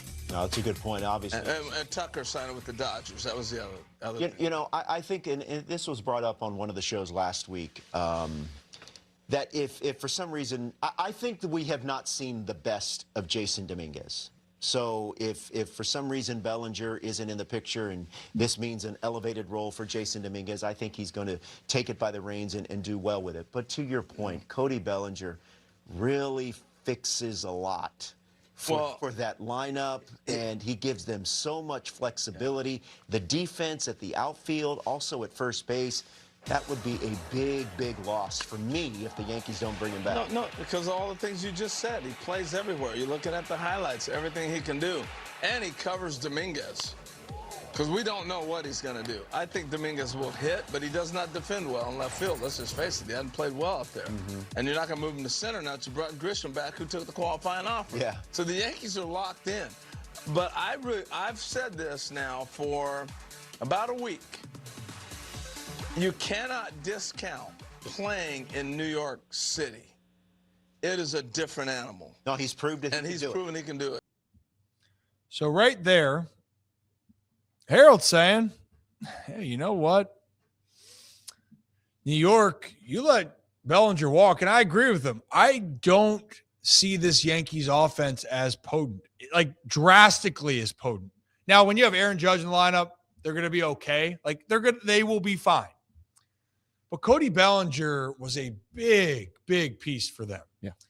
And so when we're looking at this desperation piece here, I think the team that would look the most different, if we're comparing Framber Valdez from being a Baltimore Oriole to Cody Bellinger being a New York Yankee, I got to go with the Yankees not having Bellinger there because their rotation should be good. If they're healthy for them, should be one of the top in baseball. Yeah. Should. But their offense would be a big concern. But also their defense takes a good hit. Cody Bellinger, what he proved is that we all knew his versatility as a defender, but people were wondering would he bounce back to that Cody Bellinger that was an MVP out with the Dodgers. And over the last couple of years, he's proved it, and he's played in one of the toughest environments to play in New York City and done extremely well last year. So, yeah, I'm with Harold on that. Cody Bellinger, if he goes to the Mets or goes to the Blue Jays, drastically is going to impact the Yankees. For the Orioles case, Framber is a want. And, of course, you want him, but it's not a full-on need. They need more pitching, but they don't have to overpay, in my opinion, for Framber. They can still explore other options and have success. People aren't going to like this opinion with the Orioles either. If you run with this Orioles starting rotation to start the year and say they add a depth piece, Zach, if it's Verlander or somebody else, that starting rotation will win games. Now, will the Orioles probably have to make an aggressive move if they're in it at the trade deadline? Absolutely. But it's not that they're desperate from a roster standpoint right now. New York, I don't know what their offense, and if they get off to a slow start, what that would look like. And I don't know if you guys feel similarly. Yeah. I mean, I know I think you do, Brad. I feel similarly. My big thing about this offer that the Yankees have allegedly provided for them is not far off from the Pete Alonso deal.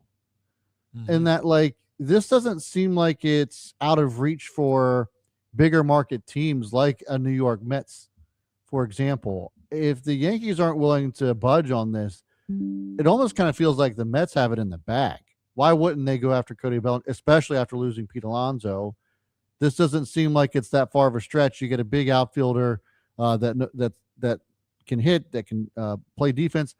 My big concern for the Yankees, if I was a Yankees fan or if I was in that organization, would be the defense. The defense was not good last year, and it hasn't been good for several years. And so you're losing a big offensive piece, and then your defense gets worse. I just don't like that for the Yankees, despite, whatever their pitching rotation looks like. I mean, it's just a huge factor. And Cody Bellinger, you mentioned the Mets. I mean, the Blue Jays, they offered a big deal for Kyle Tucker too. Yeah. So and they're still looking for an outfielder.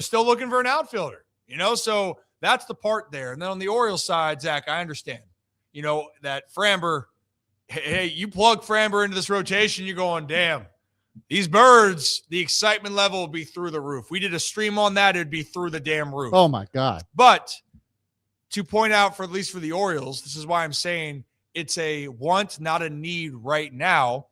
Kyle Bradish, if he's healthy, is going to be, in my opinion, a top 5 pitcher in the American League, in the Cy Young. Trevor Rogers. If Trevor Rogers is 80% of what he was last year, he's an unbelievable number 2. Because I'm not going to say that he's going to do what he did last year. If he does, he's going to win the Cy Young. Oh, yeah. And then you're looking at Dean, innings eater. We just got to learn to get Dean out of the month of April cleanly. Just start him in May. But then Shane Baz, he's the wild card for me. Because Baz, and I see your comment there, Brooks, and I 100% agree, Baz's stuff is nasty. It's elite. But Kenny in his post-Tommy John era, 1 year now removed from a full season, can he start to showcase that? If he does, this Orioles staff takes a huge bump. But that's, right now, Zach, it's a lot of ifs. And that's why I think fans, and I hear you, right? That's what fans are worried about is, will this staff do it? If the staff gets this done, if the staff pitches well. With Framber Valdez, you're like, well, it's not an if Framber pitches well. Framber's proven he pitches well. He's done it for years. He's been a workhorse at Houston. And if you have him in your lineup, he's one of those pitchers in your rotation that when he gets the ball, do you feel like you're going to win that day? Yeah, you feel pretty damn good about it. Yeah, and I just don't think when going back to the original question of who's it, Bellinger more valuable for the Yankees not having him, or Framber to the Orioles, it's Bellinger for the Yankees, because fifth on the team last year in batting average, fifth in OPS, second in RBIs, fourth in homers, second in hits, second in runs, fourth in walks. He gets on base. He is, defensive side, he was kind of that second guy for a lot of the time last year. Jazz Chisholm came and went, obviously, but he was the guy that came in to replace Juan Soto and did pretty well, especially when you compare their numbers. If New York loses Bellinger, this entire offseason is just a colossal failure. This is New York needs to be smashing the panic button, because this lineup, like Aaron Judge and friends, isn't doing it justice, because it's Aaron Judge. Please, will this team somehow to 90 wins? Because you're hoping Jazz has the exact same production. Yep. You're hoping Ben Rice takes that step. You're hoping Trent Grisham, after a far and beyond career year, takes and stays on that level. You're hoping Ryan McMahon obviously can bring it back together outside of Coors Field. Jason Dominguez is the biggest question mark on earth. I like Austin Wells, but is he a bona fide top-end catcher? Not really. He needs to take a step. Giancarlo Stanton ain't getting any younger. It just feels like the Yankees, if they lose out on him, I really do not know where they go. They probably have to bring Slater back. I don't know where New York goes offensively. This has the potential to be a bad lineup, not a underperforming lineup, not a, hey, they could be better. This has the potential to be a bad lineup, and God forbid Aaron Judge has to miss, let's say something happens, he has to even miss a month. Yeah. That pitching staff is really good, but that can also lead to a lot of, hey, Yankees lost 2-1. Still got to score. Yeah, exactly. And who's protecting? I would put Aaron Judge. If this was the lineup right now, I would almost just tell Aaron Judge to take first base no matter what, because Cody Bellinger, having him behind or wherever you want, it gave more protection in the lineup, where Cody gets on base so you can't walk Judge to put the guy in scoring position. They just enter a very scary territory offensively if they can't get Bellinger. And that's why I'm so shocked about these comments of they won't engage in a bidding war. They better, because who else? Who else is out there? This isn't hey, we're not getting into a bidding war with Tucker. I get that, because your sites are okay. I don't want to waste all this on energy on Tucker, and then all of a sudden we get a bad deal. We don't like the deal when we can go get Bellinger. That's one thing. But to not get Tucker, and then Bellinger is the last guy, that Harrison Bader is the next best. And I don't know, that's a big drop off, even with the career year from Harrison Bader. So if the Yankees lose out on Bellinger, they have to trade for someone. They would have to make a move, because I don't think that this lineup is going to be good enough 1,000% healthy, not even taking into account the full 162 of, hey, players are going to miss time, players are going to miss a game here or there. I just think that they are in a bad state offensively if they don't get Bellinger back. Well, they would have to do a huge pivot, Zach. They would have to hugely pivot. And maybe they do like the Red Sox and we're you know what, we're going to our next priority. It's not a bat. We're just going to go get Ranger Suarez. Maybe it's them saying, screw it, we're going to go trade for Freddie Peralta, and we're just going to make our pitching rotation the best in baseball. The Yankees very well could do that, because I don't know what other name out there that they would really say, I'm intrigued, this is what I want to do. So if it's not Belly, I think they just change their philosophy and they look to be aggressive elsewhere. But for the Yankees, look, you do that, you are living and dying by the health of Aaron Judge. You're right. If Aaron Judge goes down, this offense is going to have an extremely hard time staying afloat.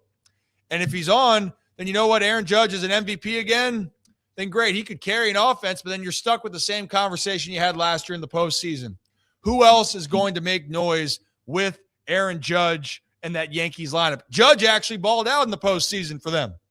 Problem was no one else did. Yeah. A lot of strikeouts. Why'd the Blue Jays go to the World Series? Everybody hit. And their superstar Vlad Guerrero Jr. also was on fire. So let us know what you guys think. But no doubt, Yankees got to make a decision here. And I feel like that desperation, if they don't get Bellinger, Yankees fans, this is going to be an offseason that they're going to let the front office hear about, especially if they get off to a slow start in 2026. But if you are new to the channel, hit that like and subscribe button. Ryan Ripken Show. We do this live every Monday through Friday right here on YouTube, X, and Facebook, 3 to 5 p.m. Eastern time. That's where you can find us. I'm going to be double the dipping, Zach, moving forward. I'm doing the Hot Stove Show for 105.7 from 6 to 7. And we're going to be just rocking and rolling, man. But we're trying to put out as much content as we can for all of you. We got a great team. We're adding on. We're having fun.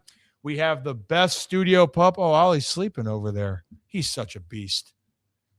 Such a handsome beast, just like his father, right, Zach? Where's his father? Right here. Oh, I'm a golden retriever. You don't believe that? I'm just gonna keep quiet over here. I think that's just probably Just going to open a whole can of worms. I just think we're just the Orioles. Yeah. and, Oh, goodness gracious. So, and Ryan's a furry. We didn't even know. Yeah. What? You don't know what a furry is? No. Oh, Eric Bieniemy back in Zach, you know what a Kansas City. furry is? Yeah. Okay. I'm a You're a little fur- confused. Well, just look up what a furry is. Okay. I look forward I'm to not that. going to educate you on air about that. That's fine. I'll do my research later on because I have no idea what you're talking about here. And for all the ones that are tuning in just now, I feel like we did. Is it something disgusting? No, it's not No, it's not disgusting. disgusting. It's just people who dress up as animals and pretend that they're animals. Yeah.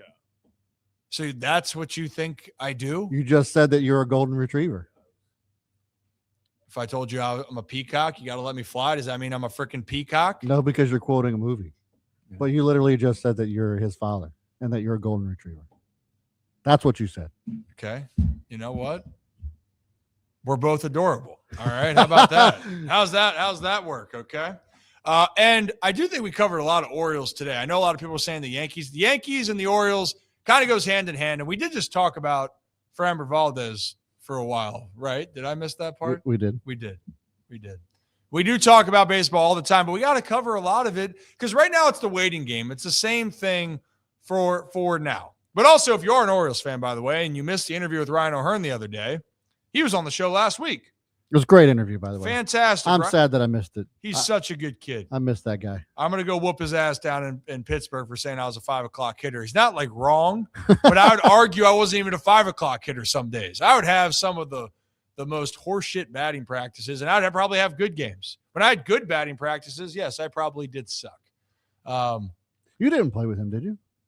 No, O'Hearn, no, I didn't. Yeah. I didn't. We had some mutual friends, though. He's a good kid. Yeah. But I'd love to go down there, take some BP if I'm allowed to.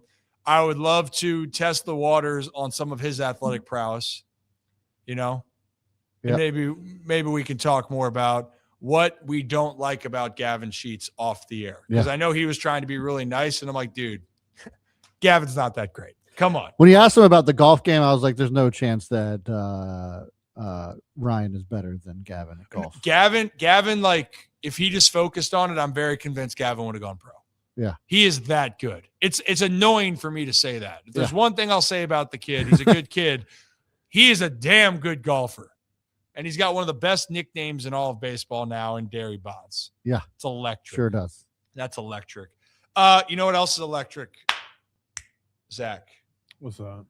That hat looks good. Brand new hat. Brand that new looks white hat. electric. New He hat. changed it on the show last week. Oh. Yeah, new hat. It's new air in Baltimore.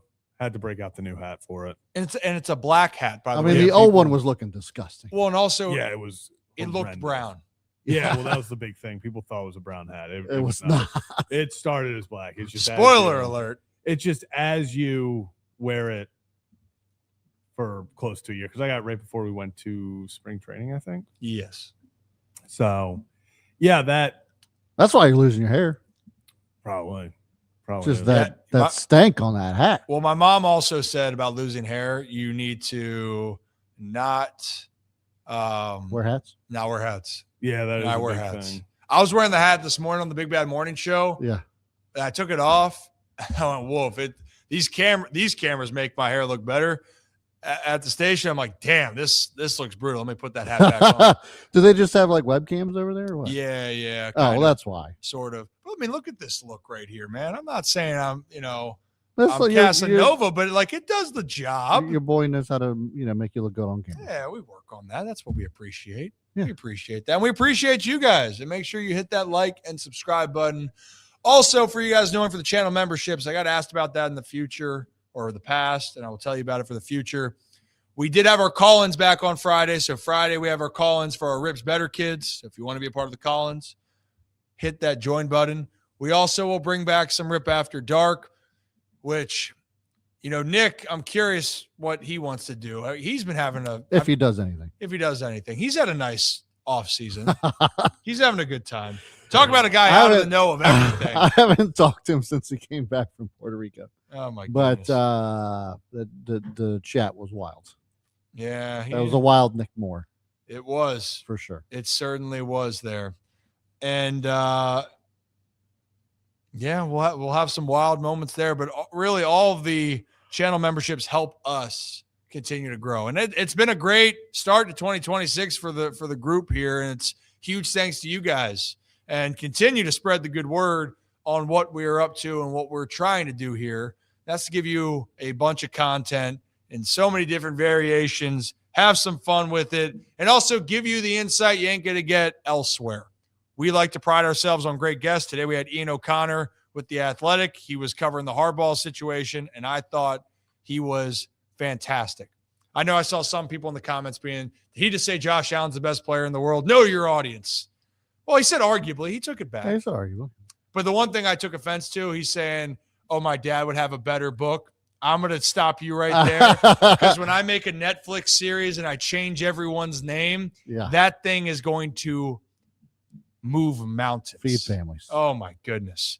People don't even know some of the stories, Zach. You know what I mean? Also, what I mean? I can't even imagine your dad writing a book. Oh, he's written some books already. Did he write them? Well, I mean, it was co-written. He had help. Co-written? Yeah, he helped write them. Okay, all right. I mean, he's not a Shakespearean like No. me. I just these people that quote unquote write books, but basically just pay somebody to write them for them, but he don't really have a there. role in it. He sits there. Okay. Yeah, and he talk he through the whole process. He just would need help with making it sound Like more articulated. Yeah. But the concept, yes, he would do it. And he spent the time. He's pretty dedicated. He was pretty dedicated to his career. He's very dedicated to the shocking. books. He was. Yeah. I'm just telling you. All right. Zach, am I missing Take anything? it back. Yeah, it's okay. Am I missing anything? Eric Bieniemy just went back to the Chiefs to be the offensive coordinator. Oh. Lions hired the Cardinals former OC, and people do not So like that. did they fire Matt Nagy? Is that what happened? No, his contract is up. They just didn't. Yeah, so his they just didn't contract. re-sign. And with him, it was because of his contract expiring and him being the front runner for the Titans. The Chiefs started a offensive coordinator search.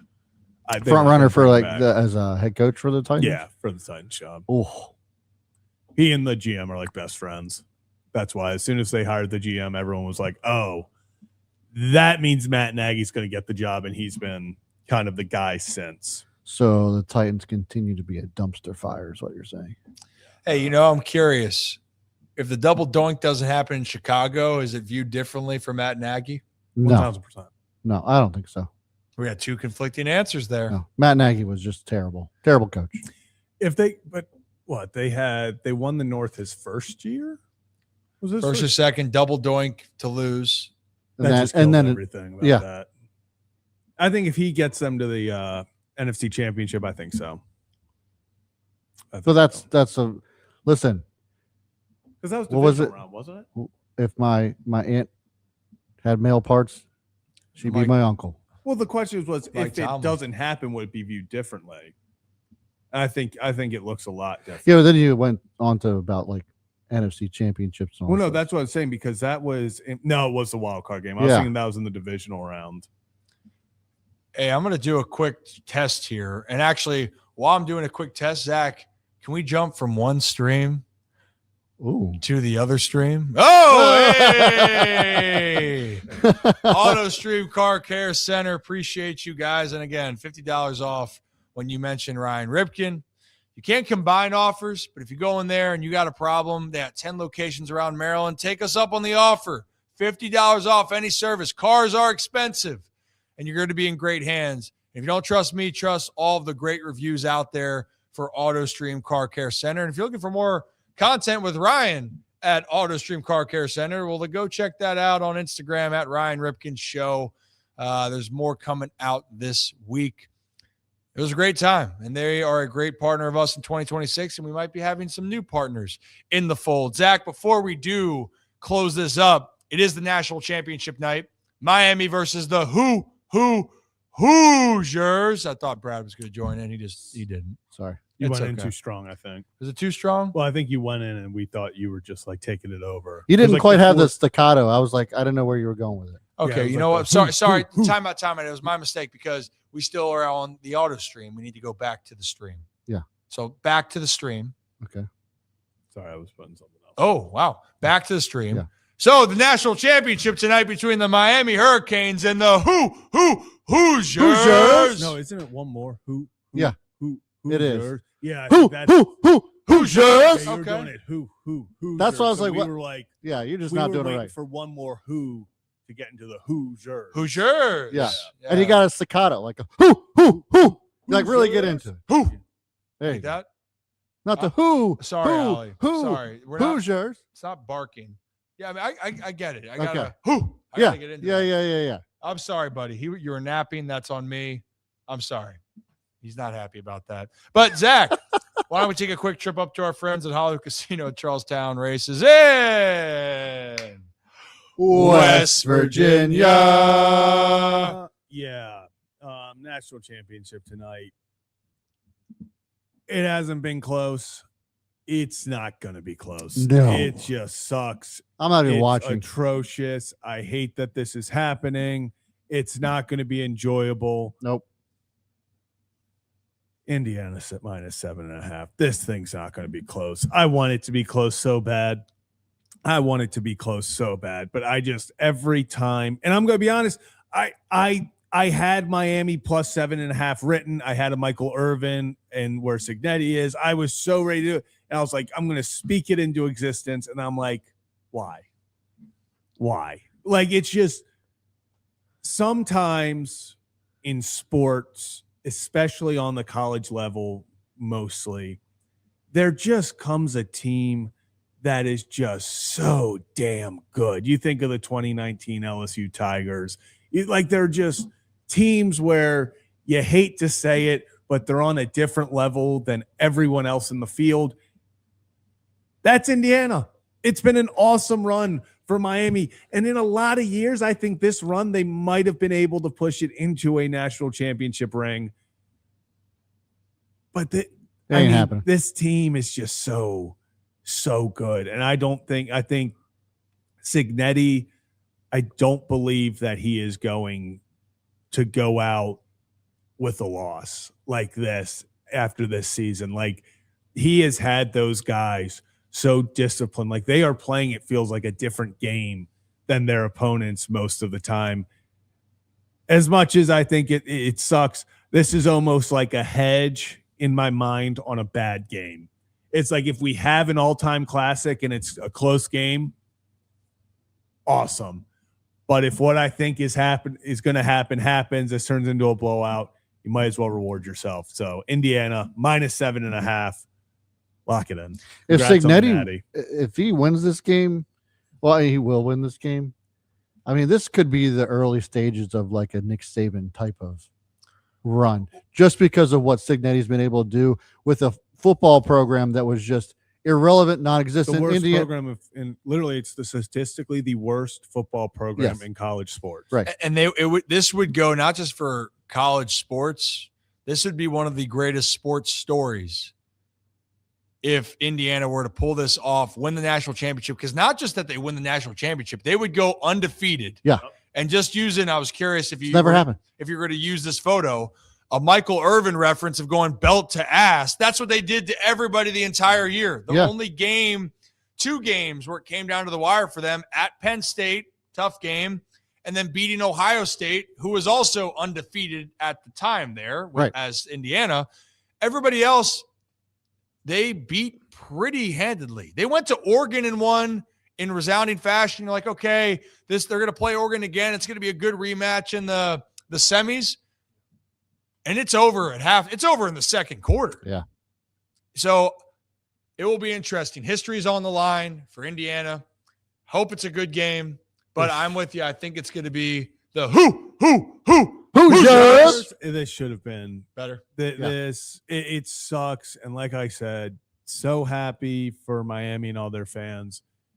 There's no reason this shouldn't be Ohio State, Indiana. Like, that was the only team besides that weird game against Penn State where, like, Penn State was playing with the boost of you just fired your coach and everyone feels like the kumbaya and they come out and play for something. Ohio State, like, besides that kicker, they matched up so well with them. Like, that was such a good game. And that was the closest thing we were going to get to. Like it felt like that was the national championship, especially when they met in the Big Ten championship. Mm-hmm. You were like, these are the 2 best teams in college football.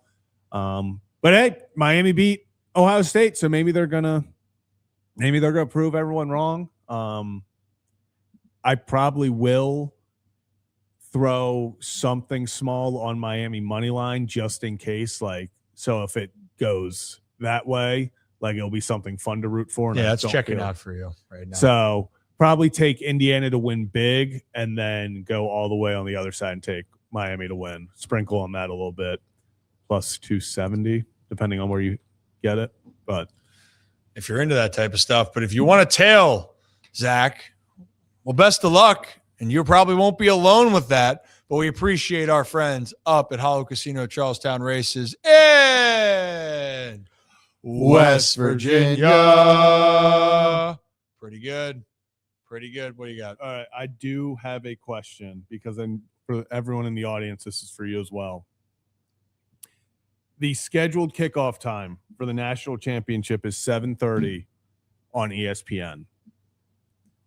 What time do you think they kick off? Oh, probably towards 8. Yeah, 8:03. I would not. It might go close. I think it's closer to like the 8:05 mark. Yeah, I was gonna say 8:03. It's not a 7:30 start time. That's just when the festivities for when they want to start the game. Yeah, countdown to kick off for the game. It's a game within the game. Yeah, it's just I don't see any way that this has got to be like an 8:00 kick. Yeah. I will say I appreciate them at least pushing that up to 7:30 and not have it start at 8 and have it be 8:30. On that. Just make it 7 though. You know? I will say you got to always go to the betting apps because they'll show you, oh, they don't have it for Indiana. They still have 7:30 for Indiana, for Miami, Indiana. Okay. Because usually the betting apps, when you get super close, because obviously live betting compared to live bet, like they will give you an exact, like as it gets closer, you'll be like, oh, it's a 7:30 kick, and they go on a betting site and they're like, it's 7:36 is when we're kicking this thing off. So little trick there. Usually they'll give you a much better. They'll give you it.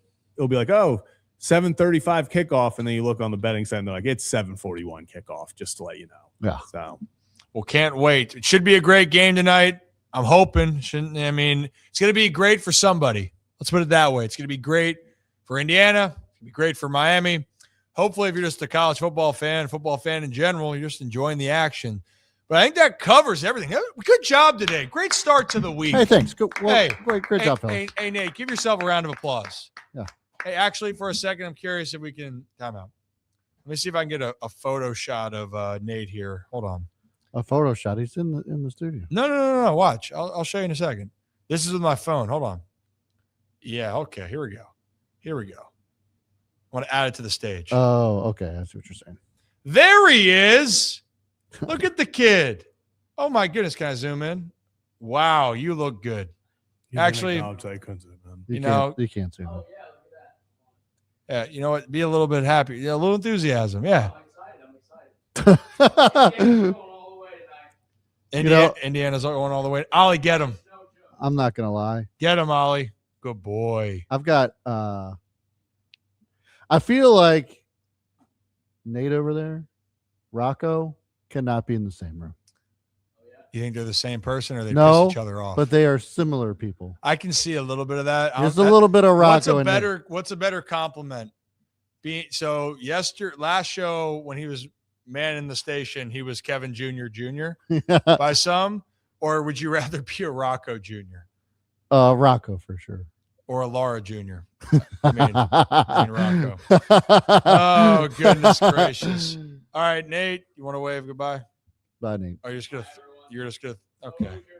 Okay. You're good. Yeah. Zach, See, this is what I'm saying. You're a good kid. Okay. And scene. And scene. Good kids. Okay. Should we get on out of here? Is that it? Yep. Is it time? All right. Cue it, Peppy. Did you just call me Peppy? Yeah, break it, Pepe Le Pew. That's Talladega Nights. Hey, but this is the Ryan Ripken Show, and as always, we appreciate each and every one of you. Have a day, have a night, have a great stinking rest of your MLK Monday. Well, come back and join us tomorrow from 3 to 5 here on the Ryan Ripken Show on YouTube, X, and Facebook.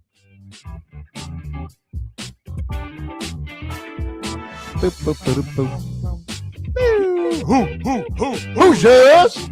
That's better. There.